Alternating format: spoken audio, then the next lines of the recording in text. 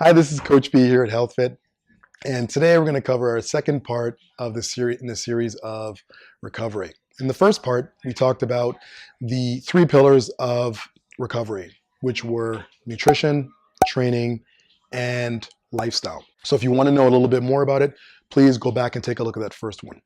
In the second one, we want to talk about actually what is recovery. Well, recovery is just the act of restoring the body or repairing muscle or tissue so we can put it in its most optimal state. Problem is that most people don't actually know what recovery is, so they dismiss it. But what if I told you that you could really optimize your next workout or training session going forward by just doing a few things? So we have two types of recovery. We have active recovery and we have passive recovery. So in active recovery, something as simple as doing a 10 to 15 minute light walk on a treadmill after a workout or a session will do wonders. Foam rolling and light stretching, again, usually post-workout, again, will do a lot for you.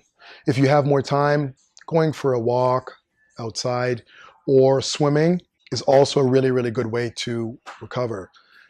Foam rolling, stretching, all of these tools are great. And these are what we would call more active recovery. We also have passive recovery techniques. These things would include ice baths, massages, saunas, steam baths, whirlpools.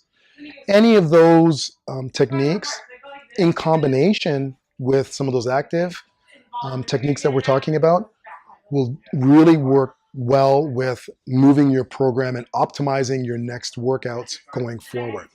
If you have any questions, leave a comment below or give us a call. Have a great day.